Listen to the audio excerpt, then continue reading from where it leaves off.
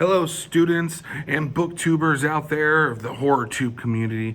This is Coach Stroud, and welcome to another riveting, scary, frightening episode of Coach Stroud's What to Read While Quarantined.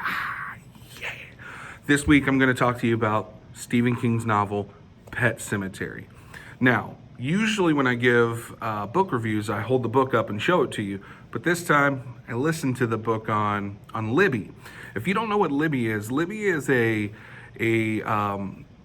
app that you can get on your phone, tablet. It connects with your local public library, and it allows you to get ebooks or audiobooks that you can read on your devices. So my daughter introduced this to me about a year ago, and since then I've been averaging about four books a month. I have a long drive to get to the school I teach at. It's about an hour each way. And so I do a lot of audiobook listening. So I decided this time, I've always seen Stephen King's Pet Sematary show up on my Libby account numerous times. And I'm like, I don't really need to read this. I've seen both movies. I understand the gist of the story. But finally, I was like, you know what? I need to go ahead and give this a listen to. And I'm glad I did. Because Stephen King's Pet Sematary is by far one of the most scary and demented books I've ever read. Now, I just want to put it out there. Some people would claim that listening to a book is not reading a book. And as a teacher, I taught English for many years. Listening to a book is very much the same as reading a book, okay? It is a part of reading. So, that being said, awesome audiobook. I highly recommend it solely because the guy that does the reading, his voice is so incredible. And I feel bad because I had his name on the tip of my tongue, and I, for some reason, can't think of it right now. I don't know why. But that being said, the dude that does the voice is incredible. He, particularly when he does Judd Crandall's voice. Oh, he does a great, he does a great Judd Crandall, great Judd Crandall. Sorry, I can't help it. It's just so good. So let me give you a synopsis of Pet Sematary. We got the Creed family. They're moving from Chicago to Maine, and Louis Creed is the patriarch of the family. He's a doctor, and he's looking for that dream job opportunity, work at a university, have not a cush job, but one that's, a little bit more easygoing for him. But his first day is really hectic. There's a student that's been hit by a vehicle who gets brought in. And of course, while no one's around, the student warns Louis. He warns him, about life, about the Pet Sematary. He warns him to just be good, not to cross any lines or boundaries that are not meant to be crossed. Earlier on in the story, when Louis and then the Creed family moves from Chicago to Maine, they come across their wonderful neighbor, the Crandalls, with Judd Crandall being the patriarch of that family. I love Judd. He's so good. And Judd goes and shows the family where the Pet Sematary is, so on and so forth. And that opens up a lot of doors. So the man that's dying, Victor Pascal, he warns Louis. He's like, hey, these are boundaries that are not meant to be crossed. Don't cross them. Victor Pascal is very much, I don't want to say like a guardian angel, but like he, apparently something with traveling when he's dying, his spirit traveling, he connects himself to Louis Creed in a way, and he continuously tries to warn Louis not to do anything dumb or stupid, involving what comes past the Pet Sematary. And to the point also where Victor Pascal also infiltrates the Creed family daughter, her name's Ellie, infiltrates her dreams to try to warn her about her dad.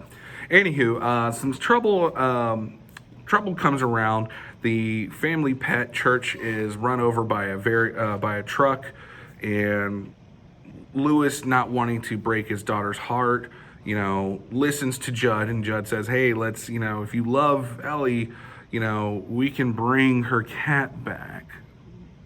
So they go past the Pet Sematary. They bury Church is the name of the cat in the Micmac burial ground, and Church comes back, but Church is not quite the same. This opens up a big floodgate of right from wrong, the moral code. Stephen King does an excellent job of building up this tension throughout the story about what would you do.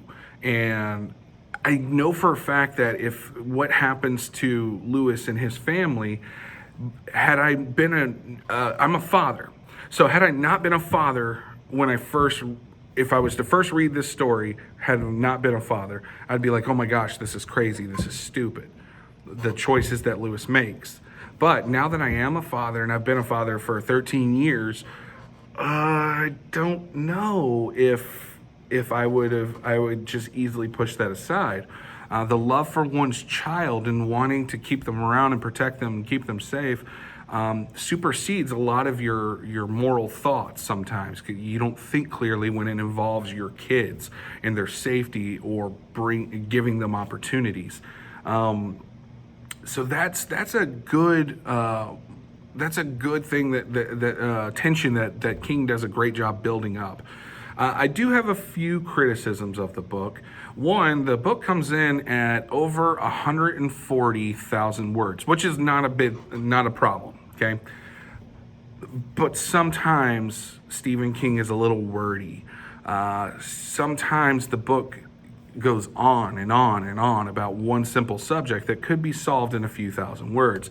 So in my opinion, the book probably would be better if you took about 30,000 words out of it. And I know that sounds like a large chunk, and that would take it down to 110,000 words, or maybe even only 20,000 words out, 120,000 words total.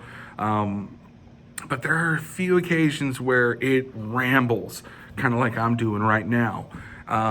So that's my only criticism.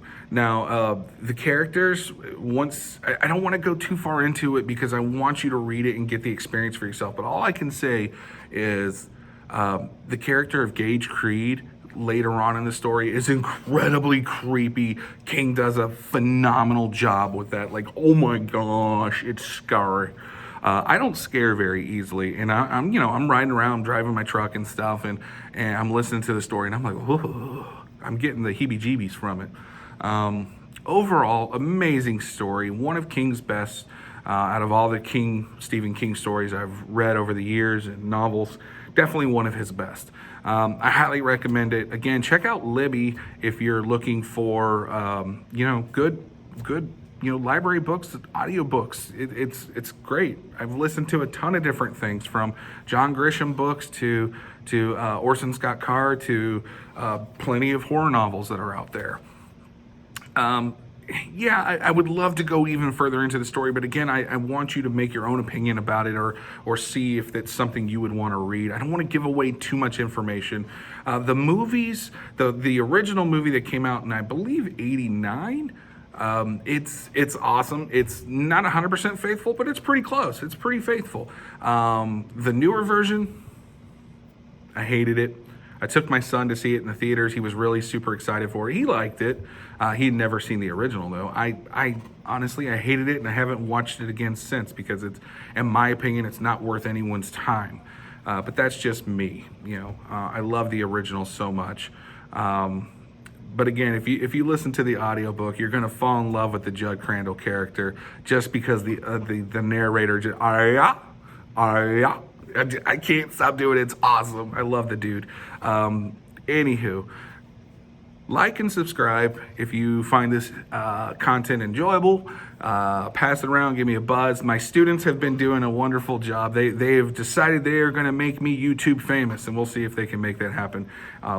In one day, I jumped from 44 subscribers to over 80 just because of their tenacity, and I love them for it. That's fantastic. But I hope you guys are doing well. I hope everyone out there is doing well and getting a lot of reading done. I am currently reading right now. I'm currently reading Kill River 3 by Cameron Rubik. Hopefully I'll have a review of that coming soon. And yeah, take it easy, guys. Deuces, I'm out.